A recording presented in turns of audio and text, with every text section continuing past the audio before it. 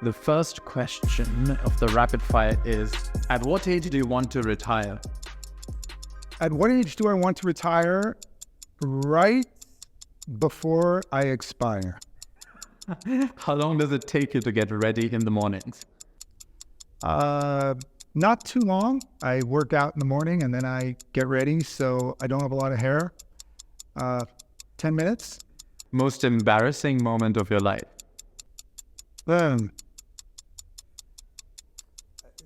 That's too many. Favorite color? Green. What time of day are you most inspired? Mornings, early mornings. How many hours of sleep can you survive on? Hours of sleep, I like at least 7. Fill in the blank. An upcoming NFT trend is blank. Using NFTs as a way to message large communities within an established brand. The city in which the best kiss of your life happened. Los Angeles. Pick one, Mark Zuckerberg or Elon Musk. Elon. The biggest mistake of your career.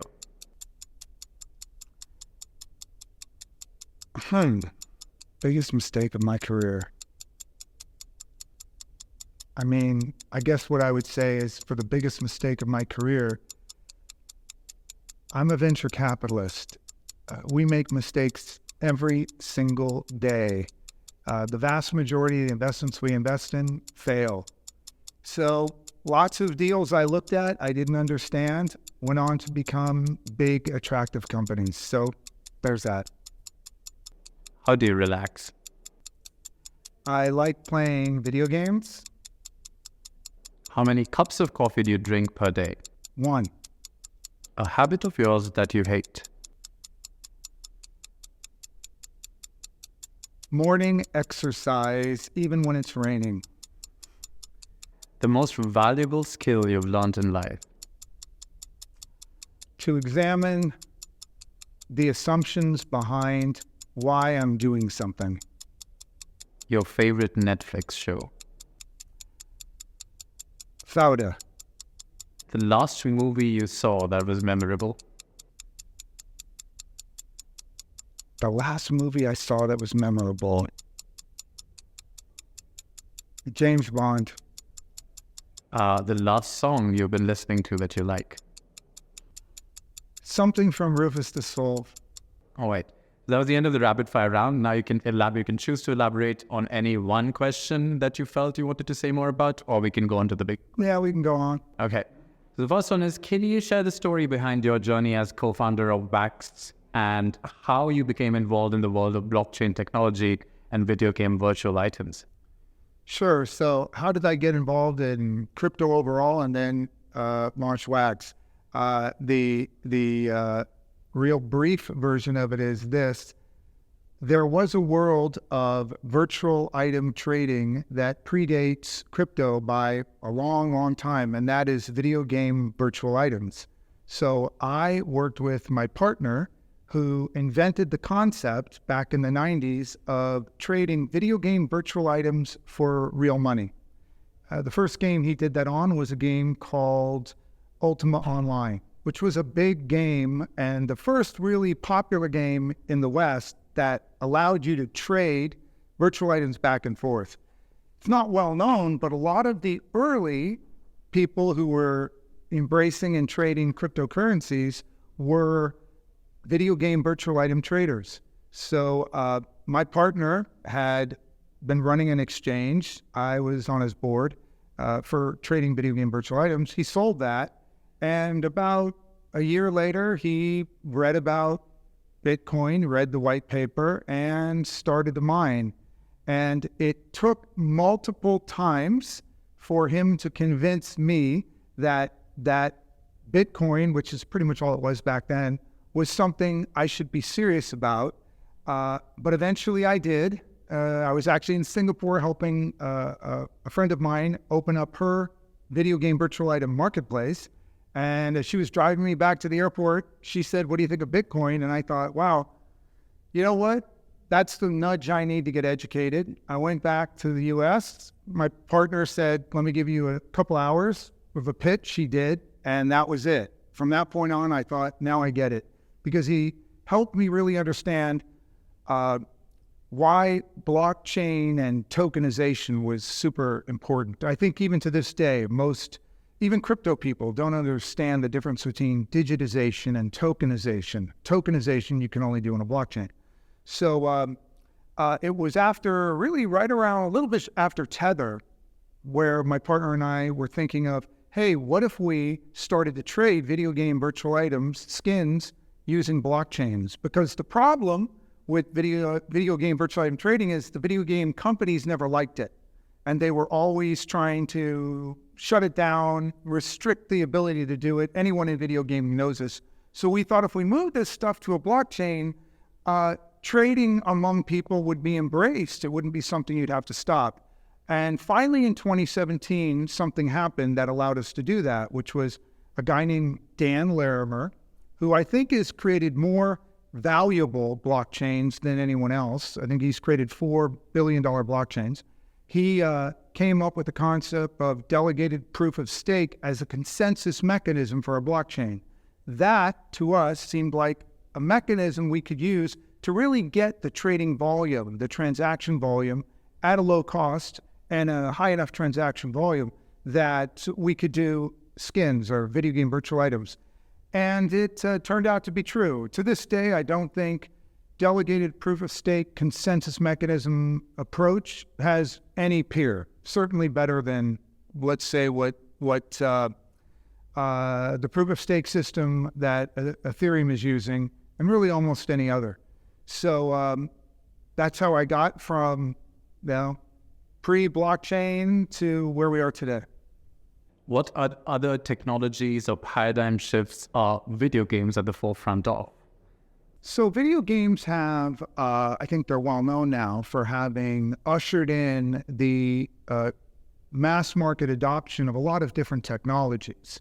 Video game companies are always pushing the envelope on what they're trying to do, whether if it's with graphics or with MMOGs, so massively multiplayer online gaming experiences, which are really what metaverses hope to be one day.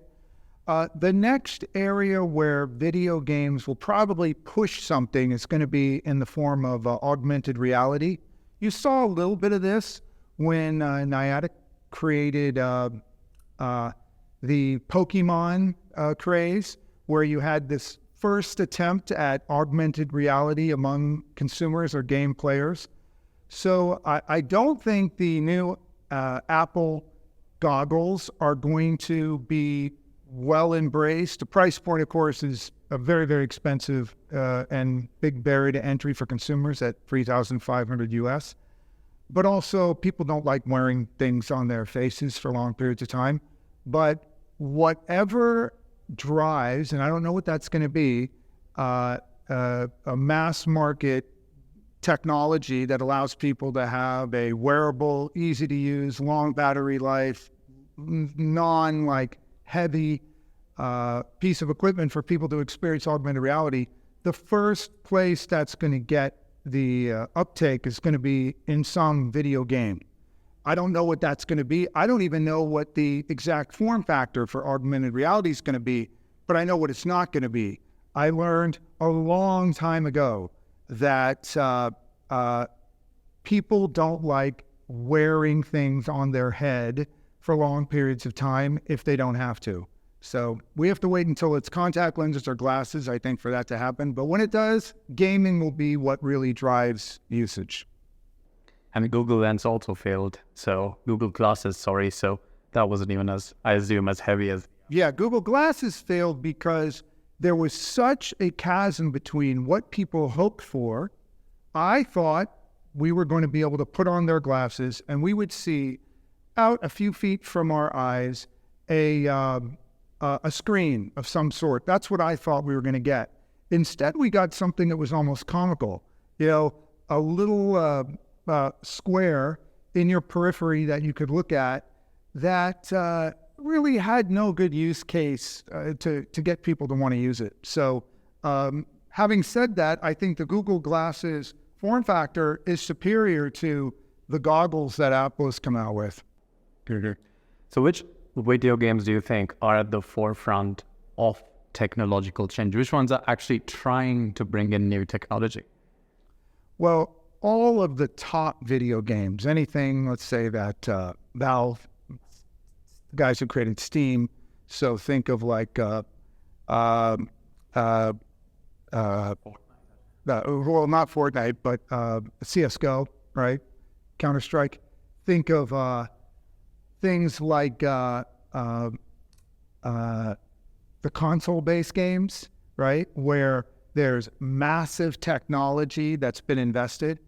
All of them are really pushing graphics. That's really the main dimension that you can push. Gameplay itself, there's not a lot of innovation around. There's roughly 4 or 5 different popular game mechanics that everybody embraces, and it's getting just the right combinations right. So, lots of first-person shooter people liked Rainbow Six, they liked CSGO, and then why am I blanking on it? PUBG came along, and PUBG was amazing. It was a last man standing kind of battle royale game mechanic. I don't know why, but I absolutely loved it, and got to be super popular. But if you looked at what it was doing, there was nothing in and of itself that was that different than a lot of other games that came before it.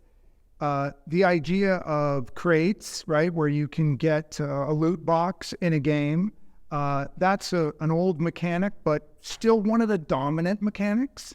All you have to look at is where do video game revenues come from? And virtually all of them come from the sale of video game virtual items, $200 billion a year and growing. So it seems like a lot of the same things are what drive people playing the games, but they get just these small elements like different. You mentioned Fortnite, really not that much different between Fortnite and PUBG, right? But for some reason, a lot more people liked Fortnite. So I build video games, and I got to tell you, you never know what's going to catch on. It just, when mobile came around, that was a brand new form factor. And of course, a bunch of companies that natively built in mobile, so the game was never available before on PC or on console. They learned how to do certain things that work well with a phone. So now you've got mobile as a giant category, but you still have PC games and console games that are still popular. If it was deterministic, if we knew the formula for making something a hit game, then there'd be a lot more of them.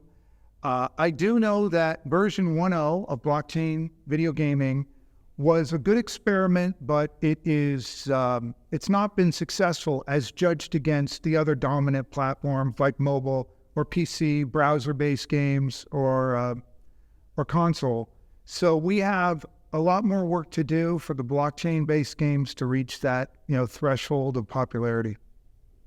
When did you get into gaming itself? What got you into games? So video gaming has had a whole series of, gaming. Playing games. Yes. Has obviously existed for thousands of years. So the first games I was playing, because I'm old, was games in arcades. Arcades dominated in the 70s and the 80s. That's what we played. And then I started really getting excited about them when you could buy things like Trash 80s, which were Radio Shack built computers, and you could play simple games on those. And then I went much more then into console-based games. I'm a first-person shooter gaming guy, so console, I think, had some great ones. And then I started to get pretty excited when game companies came up with this concept of allowing people to trade these digital items within games. Really, that was more the late 90s. So I'd always been playing them, but as anyone in this industry knows, there is sort of like a ramp up from, children to people in late teens, early 20s play a lot of games, especially guys. And then as you have to earn a living, they drop a lot. And I'm no different from anyone else. My gameplay has dropped a lot as well. I still like the first-person shooter games. Those are easier to jump in and jump out. My partner really likes the RPGs, the role-playing games. Never been a fan of those, even though those are probably the most popular games globally, but just not interesting to me.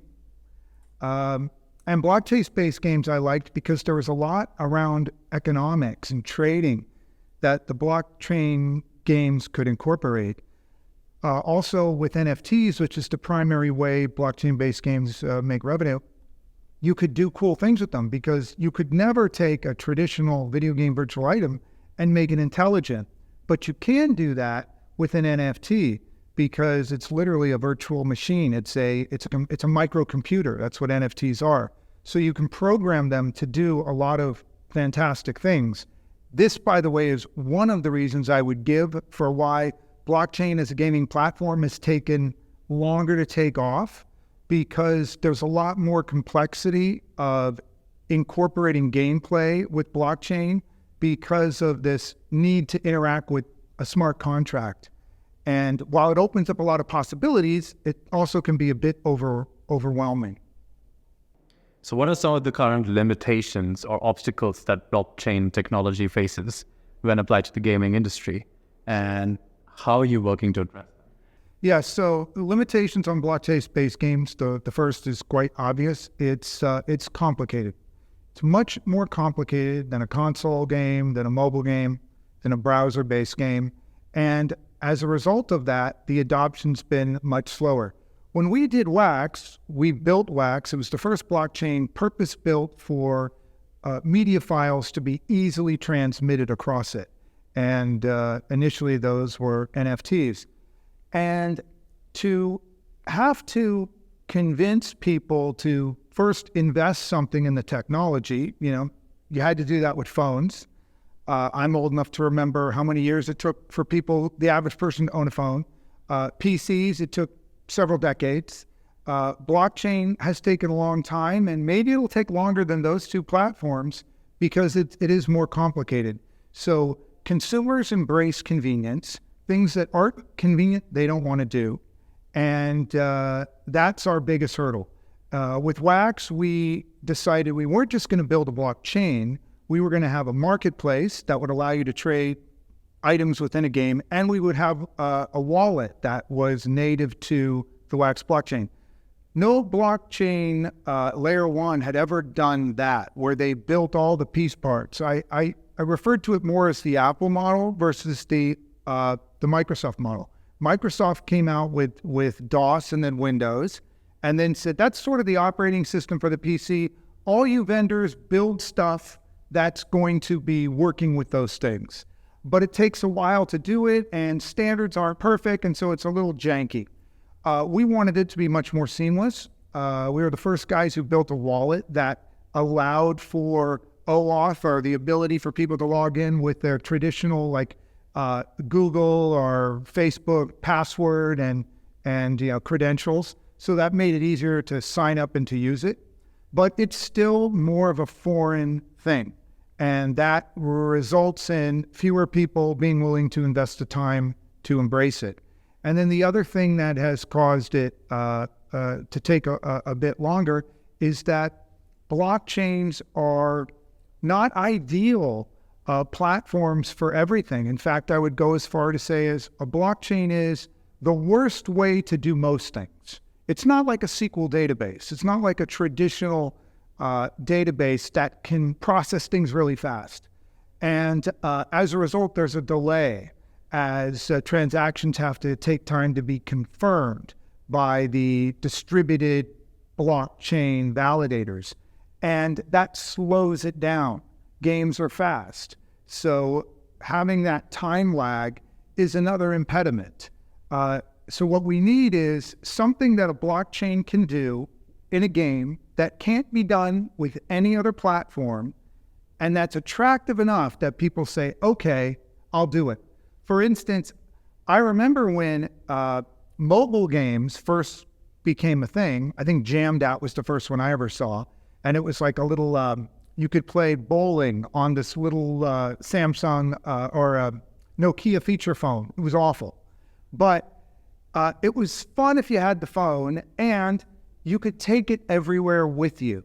And it was that untethered convenience of a game platform in your pocket that actually also was a phone that I think led to people saying, well, it's kind of a shitty interface, but I always have it on and it's always with me. So I'll explore and try out games when I'm, got 5-minute break between tasks or something. We need something like that for blockchain, for where we find a mechanic that only blockchains can do, that can be integrated within a video game, and then I think we'll see it take off. So how do you incorporate those aspects in your operation? So sustainability. Well, first I would say, we all know now that proof of work blockchains consume a lot of energy, and Bitcoin is probably the preeminent example of that. Now, not a well-known fact, but the majority of Bitcoin mining is done using renewable energy like solar and other forms, wind. So I think Bitcoin gets a bad rap, but prior it did use a lot of energy. So proof of stake, on the other hand, has no more energy consumption than, let's say, an e-commerce site. So when we built Wax, we built it to be proof of stake, and therefore I think the energy consumption equal to, let's say, an e-commerce site, we're doing a pretty good job there. The other is, and I would switch from now Wax to Tether. Tether allows for, I think, one of the great transfers or recaptures of value from a few privileged firms or people in the world back to humanity. And this is because by tokenizing a currency, you allow for someone to hold it outside of a bank. And that means they don't have to convert that currency into their native currency. So if someone in Europe buys something or sells something from someone in the United States, and that US person sends them Tether, and that is tokenized US dollars, that person doesn't have to convert that US dollar into euros. Now, by not having to convert it, by being able to hold it natively as dollars, what do they save? Well, they don't have the transaction fees that you would normally have if you were using, let's say, a credit or a debit card. But those fees often pale in comparison to a much bigger tax on global consumers and even businesses, and that is currency conversion costs. So currency conversion costs are the tax you pay when you switch from one currency to another. It's probably the largest, mostly invisible tax that virtually everyone in every business has to pay and is captured by only a few thousand firms globally. These are firms that have been granted a special privilege by their governments to do currency exchange. And all you have to do is look at the Bible. Who were the most hated people in the Bible? It was the currency exchange people who were licensed by the temple to conduct business. So that's still the case here. The difference is it's a hidden tax because you never really understand what that currency conversion is costing you. So in a roughly $80 trillion global economy, that's $80 trillion equivalent is produced every year among the nations. There is maybe 25 trillion or so that's cross-border commerce related, and roughly about $1 trillion out of that $80 trillion economy is taken or captured by a few firms globally for the privilege of converting your currency. So one of the things, I would say this, if the only thing blockchain did, if its only contribution was to allow tokenized fiat currency and to allow consumers and businesses globally to no longer have to convert their currencies every time they travel from one place to another, that $1 trillion going back in the hands of the people is going to be used for something, and hopefully used and spent in a better way than the firms who capture it now. And what are some of the new and exciting things you're doing with Tether at this point? What is your next horizon? So we might not want to ask me that question since I'm no longer working with Tether, right? Okay. So in that case, I, like everybody else, use it, but I only I'm really focused on media files, wax, and taking hopefully helping the gaming industry, hopefully the music, and the NFTs are a very useful technology, and that I'm putting a lot of time into NFTs, but not in the traditional way that we saw the last couple of years. All right. So have you seen everything that NFTs can do, or is there anything new? So when it comes to NFTs, we've almost seen nothing that NFTs can do. And briefly, I want to help people understand what an NFT really is. What it's not is a pretty picture, a snippet of a film, or a snippet of a musician's performance. Those are applications of NFTs. An NFT is this really remarkable piece of technology. It's actually a mini computer. That NFT is what we would call in blockchain speak a virtual machine, but it's a mini computer, and a computer that can be transferred between people and programmed to do essentially anything any other computer can be programmed to do. So the first kind of instantiation of it was putting pictures or images that could be traded back and forth, and then we put video on it, music.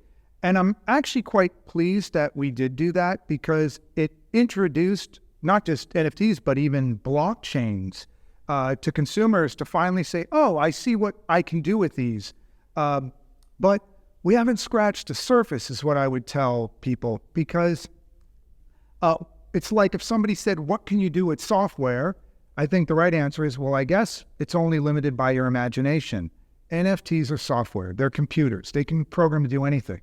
So as a result, what I suspect will happen is, as industry, as businesses start to understand that these are just virtual items, call them emojis, that can actually be programmed to do anything you want them to do, we're going to see a lot more people. I think virtually every industry on Earth will, in the end, incorporate NFTs. They may not call them that. They might have some other word for them, but they're going to send you tokenized objects. And the difference between a tokenized object, let's say an NFT, and a digital object like an emoji is several. One, the digital object can't really be programmed. It's just a flat file, whereas the tokenized one can, as long as it's talking to a smart contract. But also, it has this amazing feature where it's really the only thing I know on Earth that has this feature, where someone can send something to another person electronically, and the recipient of that thing can hold that or receive it and know instantly, at virtually no cost, and know with certainty that the thing they got is the genuine article. There's nothing else I know of that has that property. You can't give somebody gold or what they claim is gold, and it's gold. You need to assay test it. You can't give them diamonds. You can't give them an email and say, this is the original email. There's really nothing like it. And so the ability to send something digitally or electronically, and for them to know it's not a copy, it's the original, and it's never been tampered with, because one of the beautiful things about a tokenized item is it can't be edited. You can't change it. So what they're getting is the original copy. Now, if you start to educate businesses of the world, governments of the world, who issue things like passports or other forms of ID, who issue certificates of authenticity, and you can tell them, by the way, the nice thing about this is it can never be counterfeited, well, their imaginations can start helping them figure out all the things their customers might want that have those properties. By the way, all you have to do is think about one of the most counterfeited things on Earth, which is the US $20 bill or $100 bill. North Korea makes dollar bills, $100 bills so perfect that even the US Treasury has a hard time figuring them out. Well, Isn't it amazing to think that you could tokenize a $20 bill or a $100 bill, and by doing so, putting it in that NFT wrapper, you would know without any effort and at no cost it was genuine? So think about NFTs in this way. They're like an envelope that assures whatever inside it has never been tampered with and is the genuine thing. That is the future of NFTs. Right. So the last question for you is of a personal kind. What would you be doing in your life if not this right now? Well, I've told people for many years now that my focus at the end of my career, because I've been around a long time, is at the intersections of global e-commerce, blockchain, and cross-border trading. So in that intersection is where I think blockchains have a ton to add in value. And that's an area where we see some of the fastest growth from an economic standpoint. So this is where I want to be. And I don't think I'll be jumping into anything else before I eventually retire at some point in the future when I can no longer walk. I am William Quigley, co-founder of Tether and Wax. Catch me at the Marketeer of the Month podcast.